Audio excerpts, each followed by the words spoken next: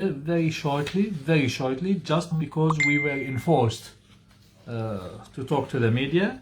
The media contacted me and other people about our court case against our legal action against United Australia Party, and we were enforced to talk to the media. No one of us contacted the media. The media contacted us, and which is a very big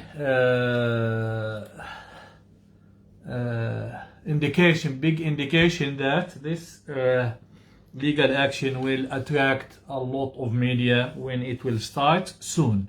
It will start soon, and again, we had no intention to sue the United Australia Party. We are enforced to do this. We had no intention to talk to the media. We did not have intention to destroy the party's campaign, and we did not have an intention even to sue. But after 2 months of negotiation, which was failed because of many reasons, I will talk about this. There's two issues that we were faced during the talks with the media and with the community. They asked us two questions, which I think it is very important for me to clarify. First, how we as community active members, people who were in the media and in politics for years, were fooled easily by the United Australia Party, despite all this media coverage about the wrongdoings against the nickel workers, the nickel company workers, and against other people, against Jackie Lambie, Senator Elizaris, Douglas, and all other people who had very bad experience with the United Australia Party. And when I talked to the SPS, it was very comprehensive talk with the SPS. Yes, the article was good, and but again, it is an article. We could not talk. They could not publish everything, and I could not talk about everything. We might have another chance very soon, but the talk was how could the United Australia Party fool us when there was wide media talks about the party for the last 10 years. This is exactly why we had been fooled, because we don't have any trust in the media. The media was lying. The whole media, the whole mainstream, and most of the so-called alternative media was lying, since they told us, the SBS and the ABC were telling us that Al-Qaeda and ISIS were freedom fighters in Syria and Libya, and what was happening in Libya and Syria was a revolution for freedom, and all the lies about the deadly virus that killed no healthy Australian, and the safe and effective gene therapy. So we did not have any. And other guys who are participating in the legal action, we had no faith in the media, and usually when the media publish something, we immediately assume that the opposite is the right, and this is why we did not have any faith in many of the reports. And when I talked to Clive and we asked him about this precisely, he was playing innocent, that the nickel company workers, they got all their entitlements, and he's a victim of media attacks and other things. But the other major reason why we have been fooled easily, we were not fooled, by the way, we were desperate, and this is what I said to the Muslim community radio, and this is what I said to the SPS. We were desperate Labour, Liberals, the Greens, they combined their forces to destroy our economy, to destroy our society, and to inject our people with all this gene therapy. And we did not have another choice. The only two choices were there to fight against this big plan, the New World Order, which we are seeing now. Nobody can tell us that you are conspiracy theorists. We expected that after 2 years of lockdown and restrictions, the inflation will be very high. There will be the food will be scarce. The economy will collapse, and a lot of people will start dying from the gene therapy. And today, the United Nations announced that for the first year in history, the world population are not growing in numbers, but it is just stalled and start to be decreased according to the normal trends. Yes, we understand that the world population will still grow, but in 100 years it grew by 7 times, like from 1 billion person at the beginning of the 20th century to the 7.5 billion people by the end of the century. Now the population is stalled and it will start to decrease, which is some countries are decreasing in numbers, like Ukraine and other countries. They are decreasing in numbers. Even Australia, the numbers of population are decreasing for the first time in the last 2 years since the mass vaccination started. But I will not talk about this now. We were desperate. We did not have any other choice but to join forces with either United Australia Party or One Nation. And we know that we have some sensitivities with One Nation because of the attacks from the One Nation on migration, on Chinese migrants, on the Arab migrants, Muslim migrants, and others. So we thought that the only choice was the United Australia Party. But the media attacks or the media reports on Clive was not enough for us to believe this media, because the media, for us, the media is a propaganda for the agenda of the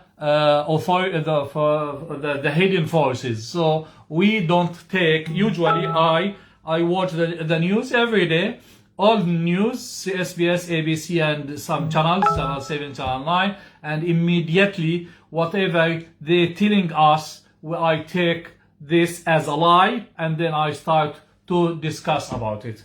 And we did not. I did not join and put my nomination until we investigated this, and even we sent somebody who met with Clive and then get out from that meeting by recommendation that this guy is remorseful. He is he's here to right the wrongs he was doing in the some wrongs he was doing in the past, and the recommendation was go ahead. Let us go ahead. Not only myself and other people in among the candidates where we have been coordinating together from even before the election to investigate what was happening, and we trusted the people who met with Clive that told us that he is remorseful, he's reformed, and he wants to leave some legacy after righting some of the wrongs.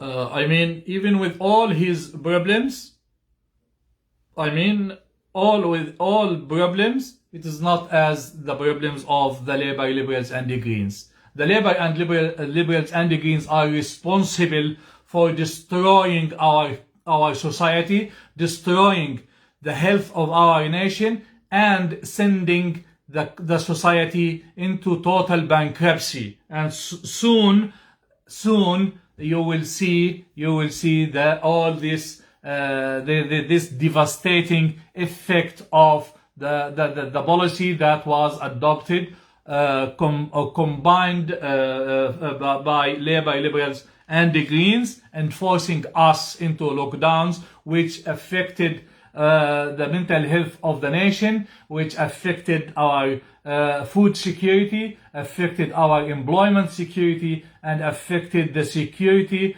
of the generations, our generations to come, who are now. I don't have before 2 years, 3 years, I had faith that whatever happens, our next generations, our kids and the grandsons and others are secured. Now I don't have this faith, and everyone who knows the reality, they know that this is the reality. We don't have faith that the country will not become failed state soon. The other question, which we were asked by media and others, was why I did not talk about the mistakes during the election campaign.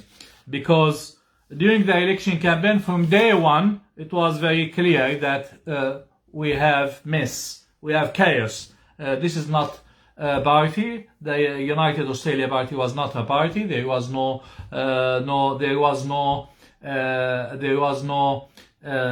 branches. There were no internal democracy. The policy were adopted by one person. The appointments of all these directors and others were done by one person. The candidates were chosen by one person, and all these things it was very clear for us from day one. After joining, not even from day one of the campaign, from February 1st, it was very clear that we are in front of a unique experience, and I did not expect this. Even after we sending people to meet with the Clive and to meet with other people in the party, I did not expect the situation to be as bad as it was. Again, it is as one of the guy who was a candidate for Whitlam and resigned. He was telling the truth. It is a total dictatorship, and candidates and volunteers were expected to be slaves, and we should not be. Why we did not talk? Because I and the candidates and other volunteers, we did not want to take the responsibility that we destroyed a momentum of a freedom movement. We did not want to destroy, to participate in destroying the unity of the freedom movement. We wanted to get out from this election with the maximum damage on the establishment, to prevent the establishment from continuing to hurt Australia and Australians and Australian society. We did not. I talked to other candidates and other volunteers, and they were in the point of view that we should resign in masses and walk away and go to the media and talk about what's really happening inside the party. And I said, I can't take this responsibility. This is a historical responsibility. Then when the freedom movement are collapsing and dividing very badly, I don't want to be participant of these things. Let us finish this ordeal, these troubles, and after that we can start talking about how to reunite the movement and how to to capitalize on the momentum. There was a momentum, and it was destroyed by the United Australia Party and how they acted, how they refused to listen. I mean, when I looked at the budget of the Liberal Democrats, for example, the budget of the Liberal Democrats were in tens of thousands, only tens of thousands of dollars. They achieved a lot, and they doubled their voting rates, and they will secure they have representation at the state level, and if they continue like this, they would secure representation in the next election with tens of thousands of dollars only in each state. With 100 millions, maybe less, little bit, we could have big impact if there was engagement, internal democracy, and will from Clive and his group to listen and to abandon his own agenda. And we will talk about this. I am very sure now. Like before we even going to the legal action, we have all this media following us every day. Imagine what will happen after we will initiate the legal action against the party, and we will, because I lost tens of thousands of dollars, and I don't want at least the party will need to repay or go and pay some of the debt that I am under, because they wanted to suffocate my campaign. They wanted me to sink, and I will talk about this later on, by the way, in details after we initiate the legal action soon. So I did not talk, and I knew that if I and other candidates and other volunteers walked away from the party in masses and start to talk to the media during the election campaign, we would destroy any chance of the party to get even half of the vote they got already. I could not participate in dividing the freedom movement. I wanted, and I was critical of other people who decided to talk during the election campaign, like Romeo Georges, and I have some respect for him. They upset him a lot, and he has most of what he said about the United Australia Party was right. Most.